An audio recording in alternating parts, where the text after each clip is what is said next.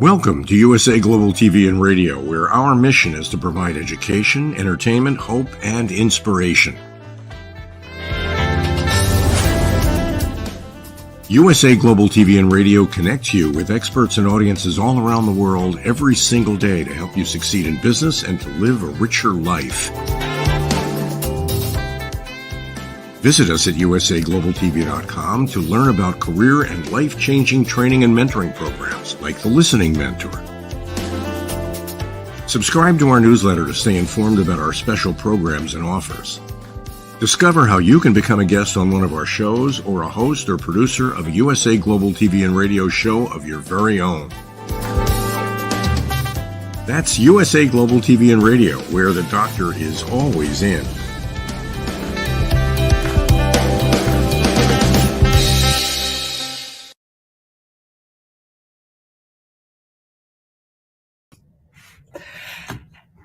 Hello and welcome to USA Global TV and Radio. I am Tracy Cram Perkins, and our show today is Dementia Home Care. I invite you to subscribe to our YouTube channel. I am the author of Dementia Home Care, How to Prepare Before, During, and After. And I want to give a special shout out to my viewers on Facebook. We're going to be viewing live once a month on the third Tuesday of every month. And joining us today is our special guest, MEZEI-RHODES. B has a bachelor's degree in clinical psychology and is a certified life coach. She cared for her mother with dementia, and today she's going to be discussing with us how one session of using the dementia VR goggles changed the way she cared for her mother. B, welcome. So much, Tracy, for having me. I really appreciate this opportunity. Well, I am so excited for our audience today to hear. You and I have been talking back and forth. And one of the things that I'm excited about is, would you please tell us a little bit about yourself and how you got here? So I found out, and I think it's important. My mother and my sister were on a trip, and upon their return, I got a call from my sister at the airport, and she said something was terribly wrong with our mom. And that was the beginning of what was going on with our mom. It truly changed everything, not only her life, but our lives as well. So it was a very, very long journey, and I will say that initially it was one of complete and total denial that something was going on and a lack of understanding of really what it meant to have dementia. So once it was established or reality set in, I realized that I had really lost my mom, my best friend. So I lost her twice. So it was a journey that spanned many years because she had other health issues. It was not possible over a period of time to take care of her in her apartment. So this is really how my journey, her journey, began.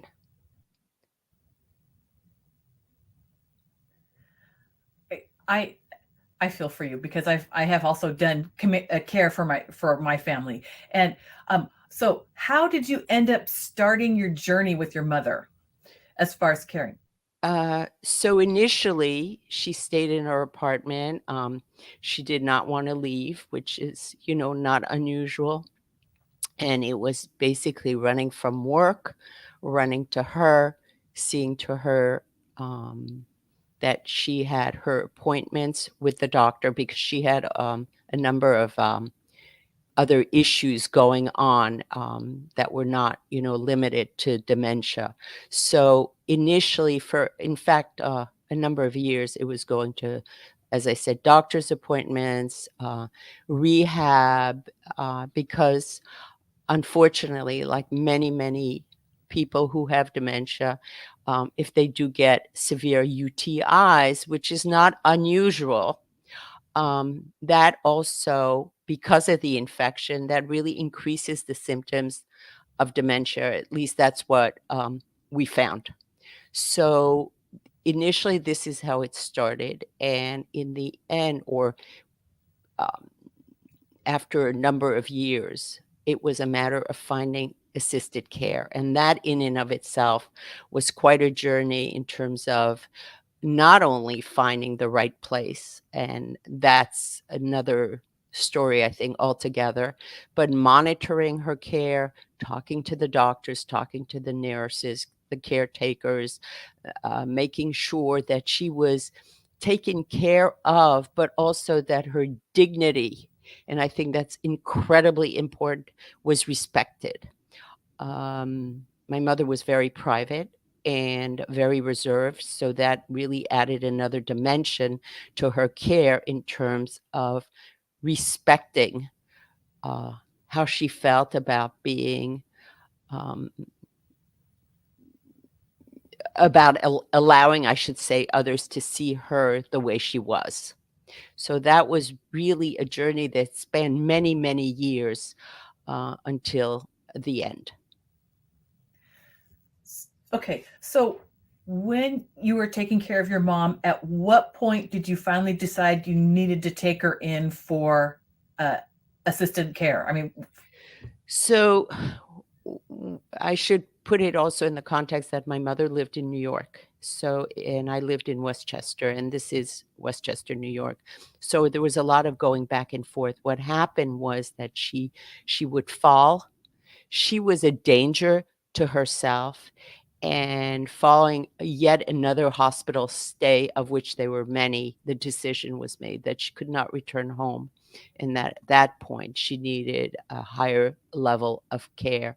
So I'm just trying to situate it, in terms of years, um, maybe 2010, but I'm not even exactly sure of the year that this started, but it was a very, very, long, difficult, and complicated journey, at the point where we did, decide to have her in a facility which could provide the kind of care she needed that we could not provide.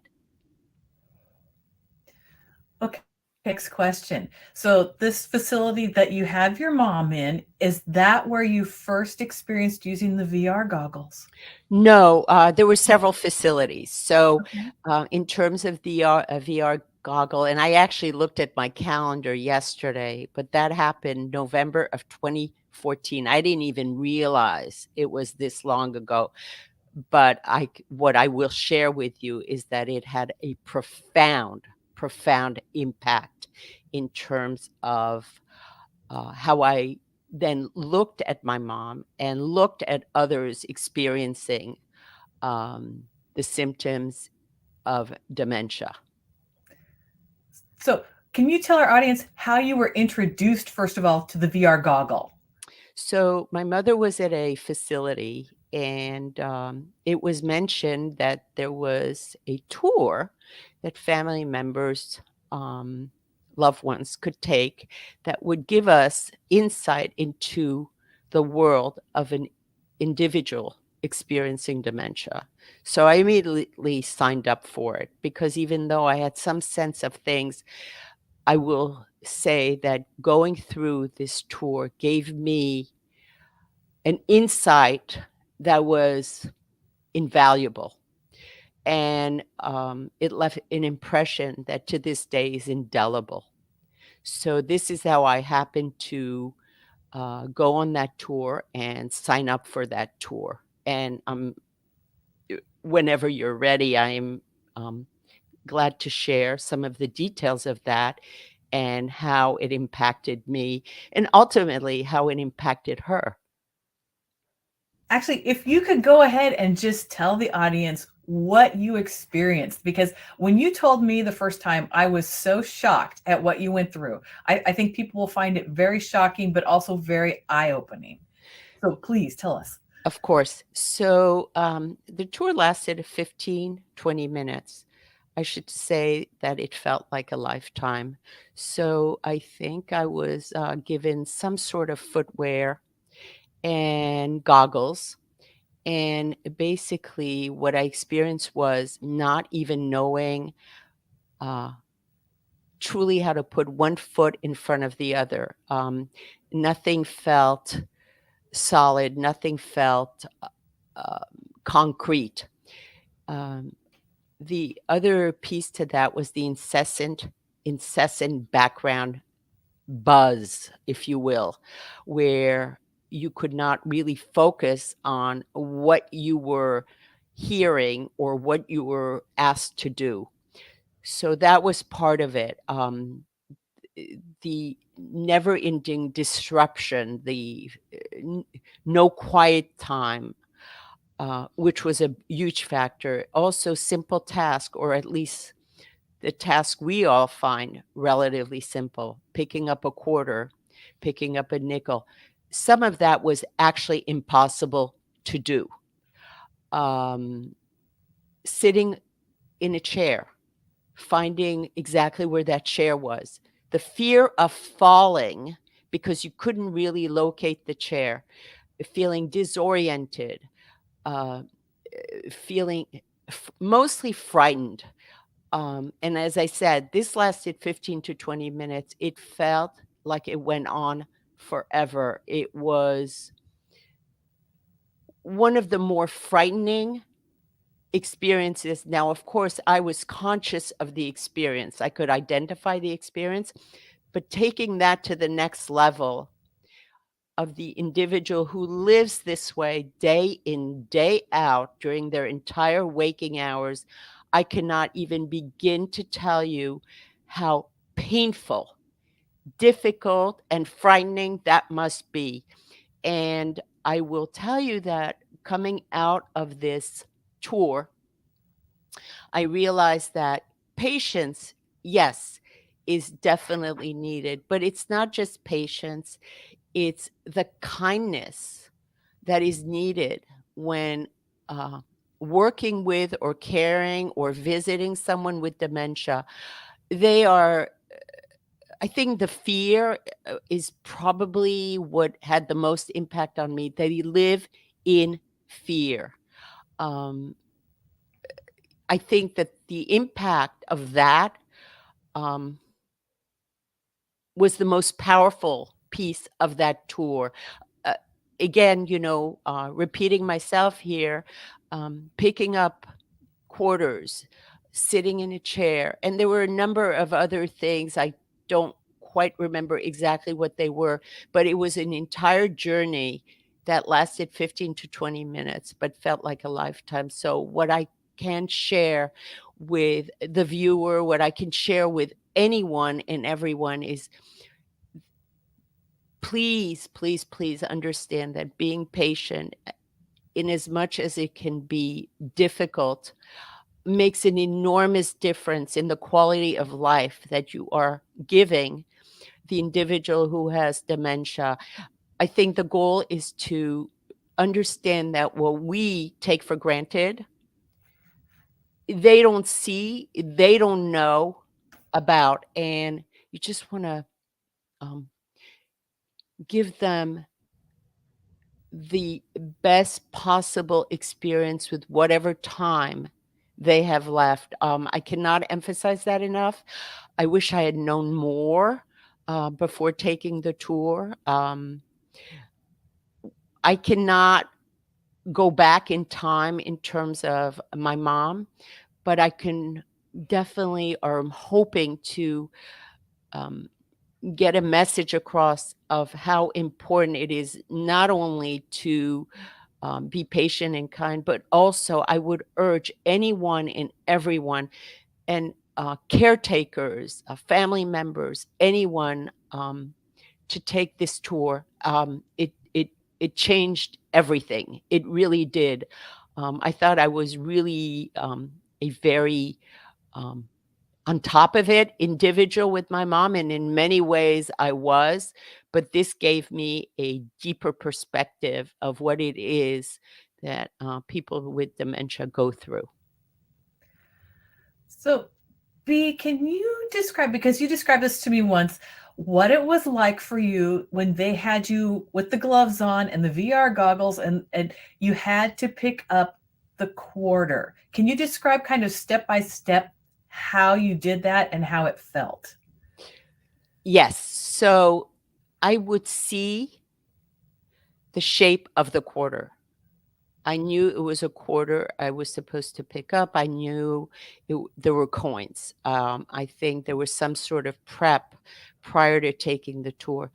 But the unbelievably frustrating aspect of this was that I thought I was grabbing the quarter, but I was in fact not grabbing the quarter. I think I was able to manage ultimately the quarter, but I was not able to manage the nickel or the dime. And I, I felt helpless. I wanted to pick up that coin, but I felt completely helpless to do so. No matter how much I tried, no matter how much I reached for the coin, I just could not do it.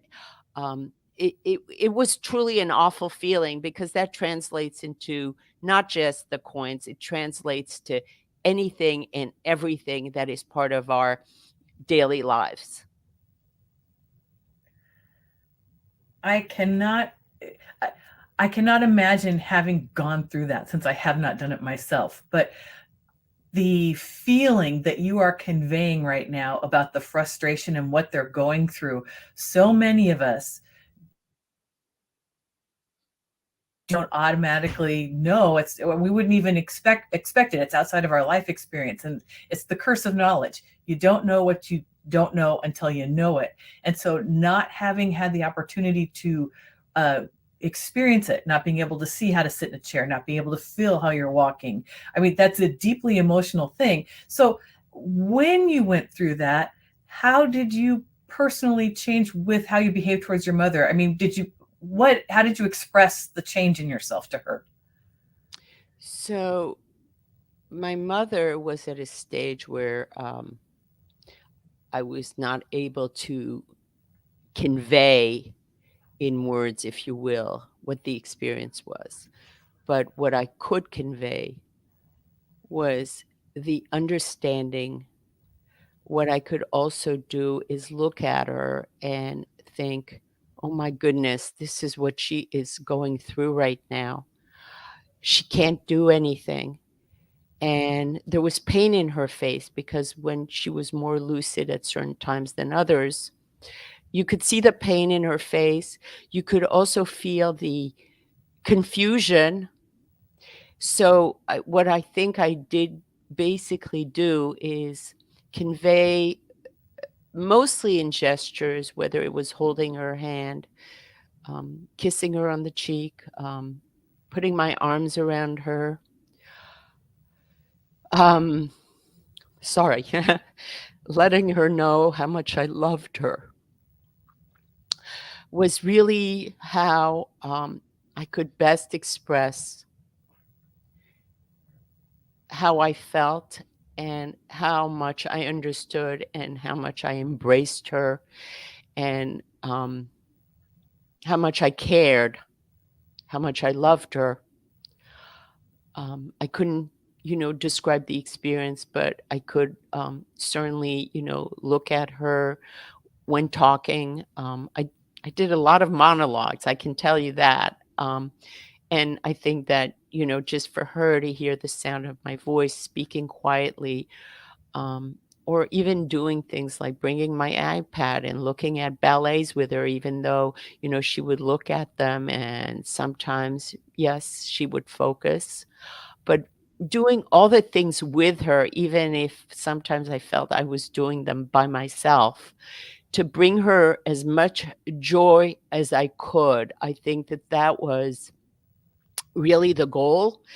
Um, I mean, being endlessly patient with everything. I mean, being understanding and also really, really realizing this is not about me. This is about her. This is about making whatever time she's left the best possible time ever. So, anyway, it's a very emotional topic.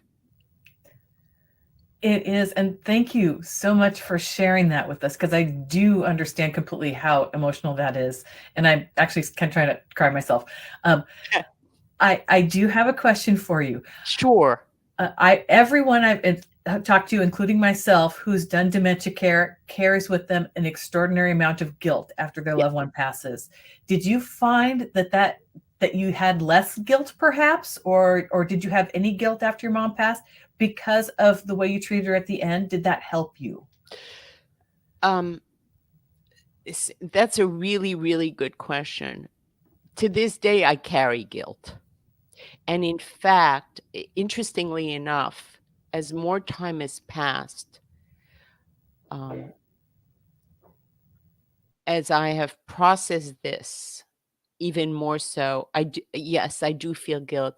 But what I will say, the guilt was lessened by the fact that I had a better understanding of what she was going through. And I will say that I am sure that since the time I've taken this tour, I'm sure they've added to it. And Tracy, I cannot even tell you how much I would encourage you and others to take this tour. I mean, it's invaluable. And yes, I do believe that because I had a greater awareness and understanding. Yes, it did, lessen the guilt. I think that a lot of the guilt, at least speaking for myself, comes from the fact that initially I was in denial and um, I thought, well, she's got to be making some of this up. I mean, no one can forget everything like this. That's just not, possible. Because no matter how much you read about it, um, no matter how many documentaries, movies you see, it is not truly until you experience it that you really know what it is that you're dealing with. So I am hoping that by sharing all of this, um, even if the viewer has not or is in the process of experiencing it, I can convey what it feels like. And the more you do, the more patient you are, the more you understand. And this tour really was amazingly helpful. And I don't think I will ever forget it. It's been a few years, but yes, it will also lessen, I think, your guilt because you're doing everything you can with a broader understanding of what it is to have dementia. That is so tremendous. I mean, there's nothing truly prepares you for it up until this point. I mean, until I heard about the VR goggles, I never even knew that existed, and I could never get into my after talking to you about this, it gave me such a different perspective on how to relate to somebody with dementia, understand what they're going through, because you were talking about the constant noise, that constant buzz that's going on in their ear that makes it almost impossible to concentrate. And it's something you can't forget because suddenly you're in a family situation, and you've probably experienced this, and I'll ask you to talk about it in a minute, but where they're sitting along and your loved one's going along fine, everything seems going all right, and suddenly they just melt down and you can't calm down, and they just become angry, and there's this huge outburst. Have you ever experienced that with your mom? So, yes, I mean, my mother had a number of these episodes, and mostly, during sundown. However, when there were gatherings, it was absolutely instrumental that people be calm, that no one have words with each other, which could be difficult because when you're in these situations, emotions are high. But one of the things that really makes a difference is to have as little as possible in terms of background interference, because the individual who is experiencing dementia is overwhelmed. And I mean overwhelmed by background noise. I'm just trying to think about it in terms of someone hearing, say, trains going by or the subway going by all day long without interruption. It's always there. It's louder at times than others. It's interfering with your thoughts. It's getting into your headspace, if you will. And yes, it will create a situation where the individual who is living with dementia will conceivably explode, because the frustration level must be so unbelievably high. And I can relate to that in terms of the tour I took, because the background noise, the buzz, it's like you want to scream, stop, stop, just be quiet, stop. I can't think. You're you're in my ears, you're just leave me alone. It's a lot of these feelings that come into play, and they do for the rest of us under, normal daily circumstances, which is why noise, um, it's such a problem to begin with. But this is, um, the experience with something like that is even stronger. I tenfold, 20-fold, I don't know, for the person who has dementia. So yes, my mother did have these meltdowns, and they were not born of um, wanting to have a meltdown or anything like that. It was born of the frustration and of the fact that it was incessant and it was too much for her to take. So that is also something to consider when you are with a family member who has dementia, or you are in a facility where there's a lot of noise. It's something to be aware of and try to minimize as best you can.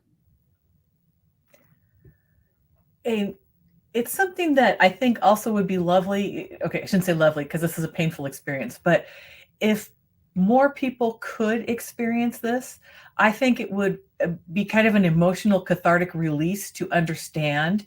Because the more we understand, the easier it is to cope with it. But because it's so far out, if you have tinnitus, you might be able to understand what somebody with dementia is going through because of that incessant buzz that's going on in your head. But it's that buzz on steroids to the point where you want to stick a knitting needle in your ear. And so I really appreciate you sharing that part of the experience with us. Did you have any other takeaways that can't come to mind?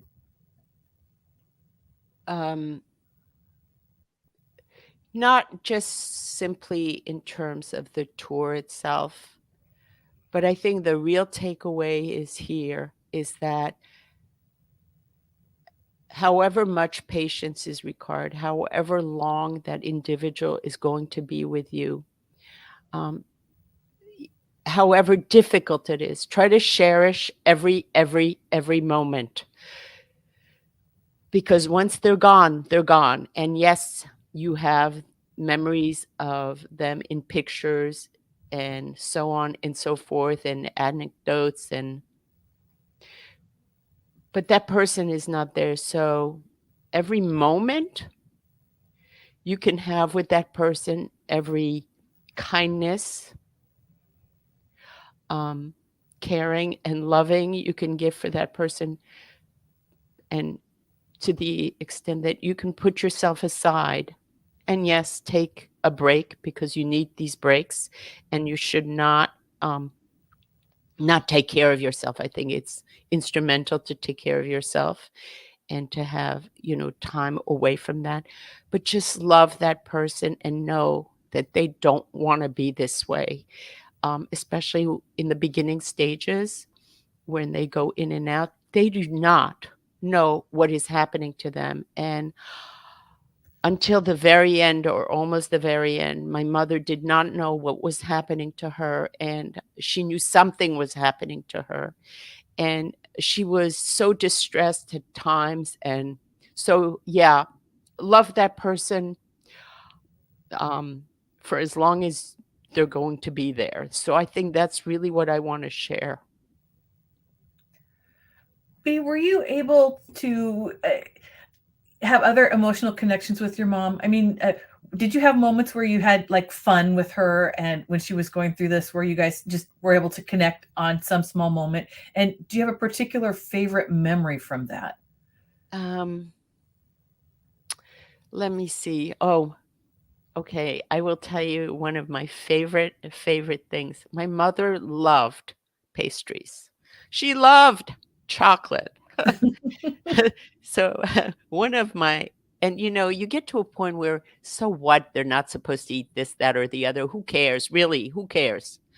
And one of the most joyous moments was to bring her dessert and see her wolf down the dessert and going, mmm. And my mother was French, so all of this she would express in French, I should say. But she would be so happy. She was like a little kid who got a candy bar, and she would just go and eat the chocolate cake and want more, and ice cream and all desserts, and the joy she had from that, yes, I will not forget. And another thing that was also very joyous, my son made her laugh with silly jokes and silly faces, and she would laugh. So, yes, I do have a lot of these moments that I really cherish. I actually videotaped her with my son who was acting really silly, and this goes back many, many years, and made her laugh. And yes, so yes, there are many of these moments that I cherish, or her looking at a ballet on the iPad, listening to music. Yes, many, many of these, but mostly it's like her eating chocolate and cake and pastries. So, do you ever find yourself making that noise when you think of it? You Yeah, know, yeah, I do. C'est bon. Ooh. Yes, I do, and I think about all kinds of moments. I mean, her having a glass of water and saying, "Oh, that's so refreshing." And of course, all of this was in French. But yes, I do think about all that, and I do cherish those memories, and I do look at these pictures, and I will tell you, it's been over 6 years that she passed away. Um, she is in my thoughts almost every day, and I that really miss her. yeah, that is so understandable. I lost my dad about the same time you lost your mom, and I can so relate to what you went through. Although my dad didn't speak French. Yeah, Oh, yeah, but yeah, there's always favorite memories that you can take with you that help carry you through. and you're right. You're absolutely right about that, Tracy, because it's how I, related everything was really, really a sense of urgency in terms of your viewer who's experienced or who could be experience something like that. There is a sense of urgency to that, and I think Mhm. it's really important and, um, necessary, if you will, to really, take part in a tour such as this one, but I absolutely think that there are moments that are amazing, and it's not all, I guess, doom and gloom, if you will, because those beautiful moments of joy, yes, are definitely moments I carry with me, and I really am thankful for you bringing that up because you can get very, very wrapped up in the emotion of the entire journey. Oh, it's so true. It is so overwhelming, and we sometimes we forget to give ourselves permissions to have fun, and not having fun is only created through us. I mean, we don't realize we can give ourselves permission to have fun, and the fact that you allowed yourself to immerse yourself into the ballet, into the desserts, into the things that gave your mom joy, also communicated joy to you. I mean, that's powerful, so powerful. Absolutely. Absolutely. And thank you for bringing that up because, again, you forget that, but it's true. And having joy, shared joy with the person you love is huge. It's that moment in time that is, that gives you such warmth, such happiness in that moment. So thank you very, very much, Tracy, for actually bringing that up. Well, B, I cannot thank you enough for coming on today and for sharing your story, because there's so many people that don't even know that this exists, that this is a possibility of another way of connecting and just helping them get through the caregiving journey. So I want to thank you again for coming. And do you have any last things to say before we sign off today?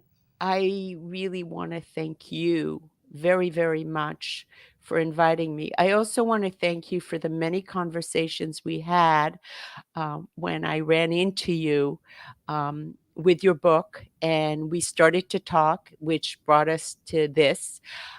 What I also would like to share is that I would like to share more if given an opportunity with individuals, not only in terms of my own experience, but also to make folks aware that there are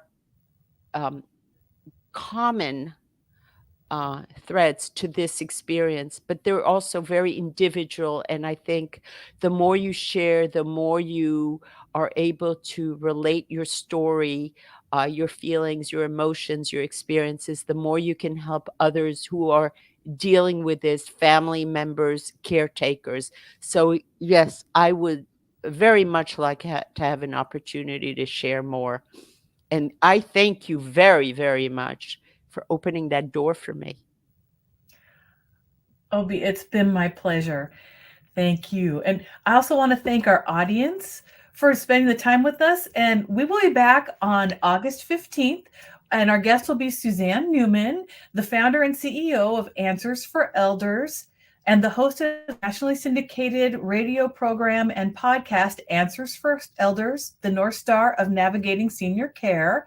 She cared for her own mother through vascular dementia from COPD and is a family caregiver coach. In the meantime, you can go over to our YouTube channel at USA Global TV and Radio and look for the Dementia Home Care playlist and find all the past episodes there. See you next time, everybody. Bye.